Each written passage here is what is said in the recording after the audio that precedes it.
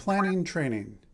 To truly work in partnership with the existing trainer and natural supports, an initial training plan should be in place. Natural supports. Keep in mind that there are naturally existing training supports at workplaces available to workers with disabilities.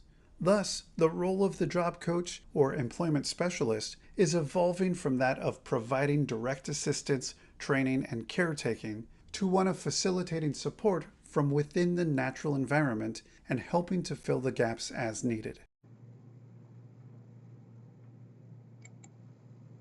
Tips for planning training. Consider natural cues, reinforcers, and other supports within the workplace.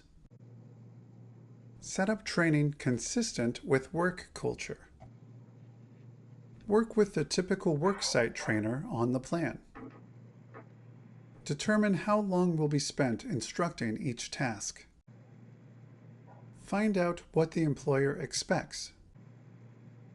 Complete a basic task analysis for each task. Complete a sequence of tasks list.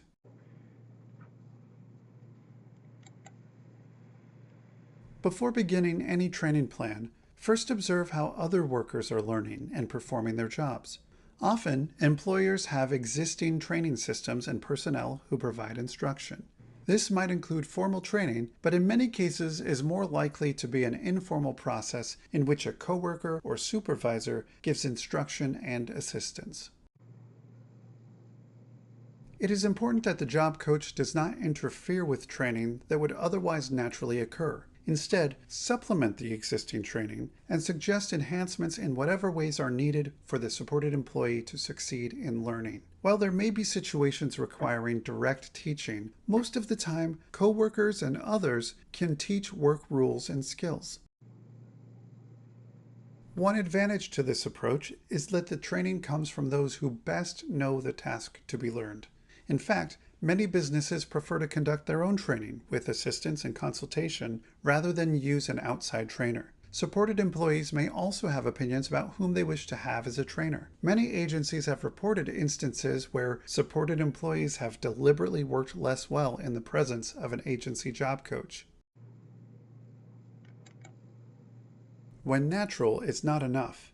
When the job coach decides to take charge of training, there is a loss of natural validity to the new employee and their situation. That is why it should be the last resort.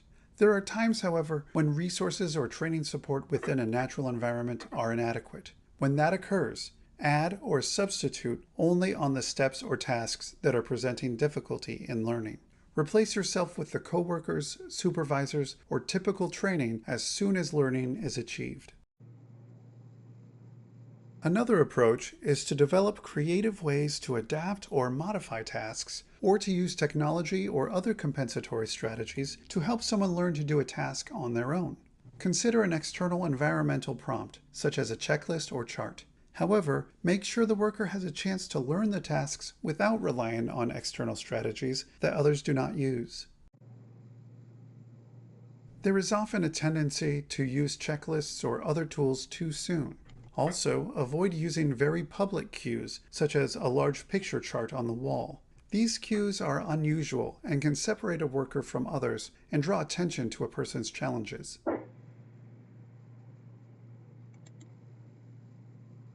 Prompts.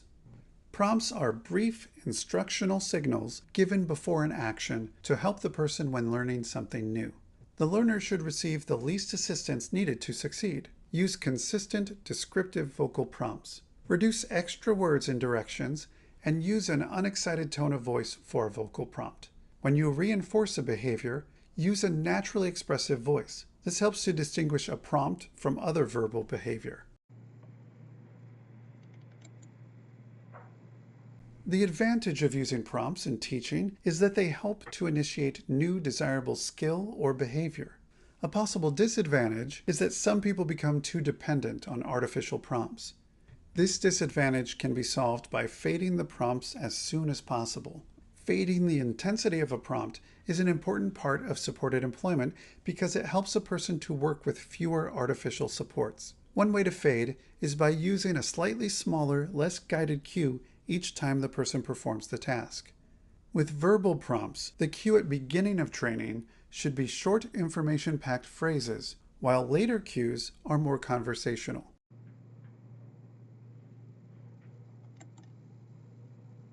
For gestures, start with an exact stimulation or direct point, and later move to a questioning gesture. When using modeling or demonstration, initially demonstrate the task for the learner, and later move to co-work the task. It is critical to be self-aware and do everything to avoid creating dependency on prompts. Using the prompting system and data to drive decisions helps, but following training guidelines, staying out of sight, short prompts, no other interaction, reinforcing minimally only as necessary, neutral tone, etc. helps minimize dependency.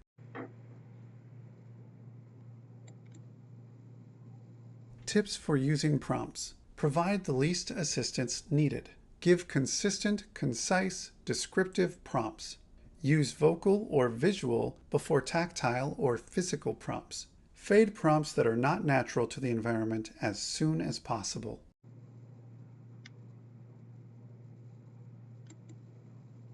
Systematic instruction refers to a training approach that precisely defines for each person each step of what is to be learned, what supports will be most effective for the person to perform it, and how the learner can be best reinforced to be successful.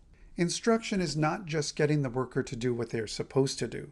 It is for the worker to learn to respond appropriately to the naturally occurring stimuli in the work environment.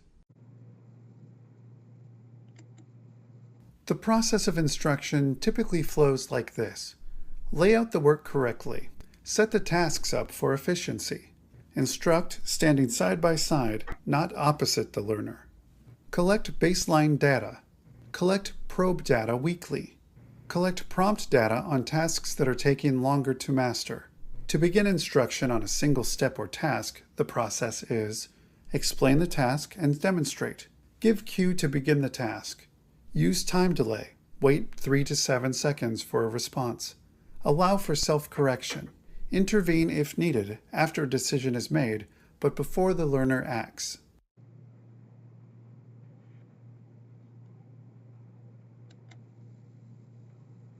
Teaching supports. Cues that can remain as part of the environment can be useful when they are not intrusive or stigmatizing. Using written lists, photos, and other adaptations can provide reminder prompts for task sequences that could be difficult to keep in memory. Ultimately, the worker should be able to respond to the types of cues most typical for the work environment. During learning, a person will probably make mistakes. A good learning facilitator will anticipate likely mistakes and give assistance before the error occurs. This requires good judgment. A trainer must allow for challenge, risk, and growth, and try to minimize frustration and behavior that may interfere with effective learning. Reinforcement dependency. Reinforcement is a part of life and plays a large role in learning and maintaining behavior. At work, targeted reinforcement might be needed to help a learner to master a difficult task. But people can get hooked on reinforcement for various reasons. This can present a problem because if such reinforcement is faded, the learner might not complete the task or do it correctly over time, a process called extinction. Thus, unless a reinforcement is naturally occurring and available, it might present a problem to fade. Sometimes the problem is a person-specific dependency on the verbal and nonverbal praise or other tangible reinforcers the trainer provides. Be sure to vary these types of reinforcers and work to make them more intermittent over time, as well as to vary the people who can offer the verbal praise.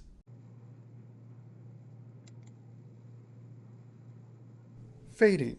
Reinforcement dependency is best handled at the start by making sure the reinforcement you select to use can be sustained by the environment or can be reduced over time without ill effects.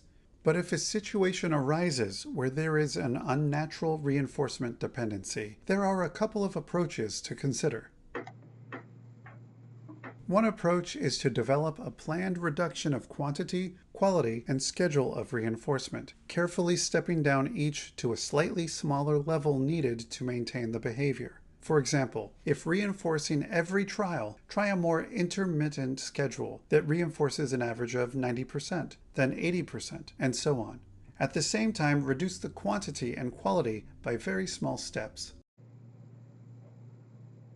Another approach that can be used at the same time is to begin to transfer the reinforcement to a source from the natural environment that can be more easily sustained and reduced over time. Another dependency can come from the coworkers or supervisors. The job coach should make every effort that the worker is presented as competent. The worker should participate in the natural flow of the workplace, orientation, training, breaks, etc.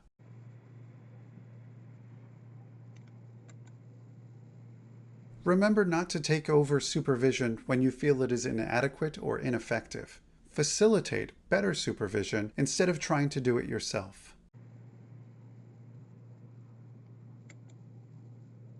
Data collection.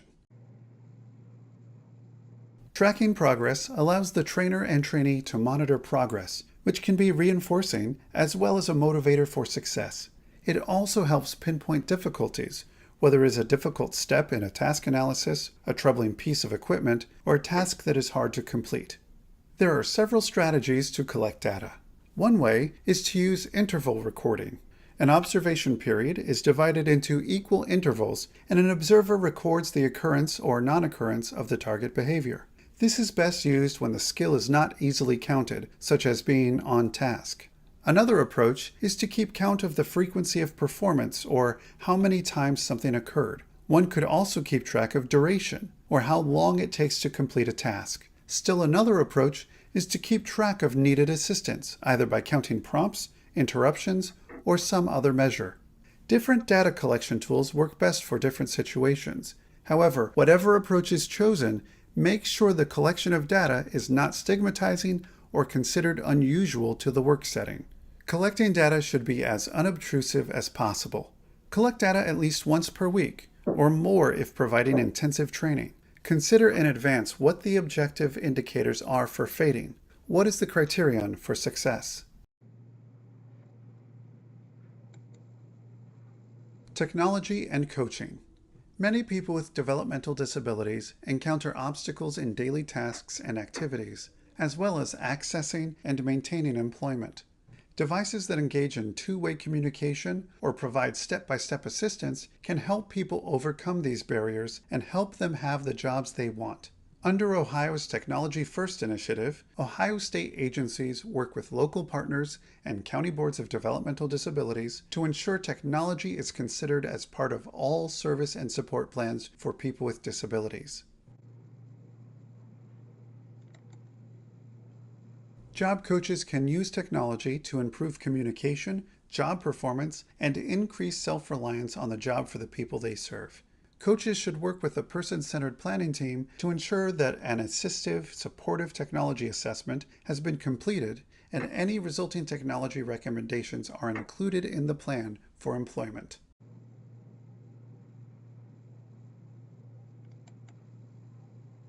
Additionally, Ohio has a network of lending libraries across the state to allow people to try out different technologies prior to purchase.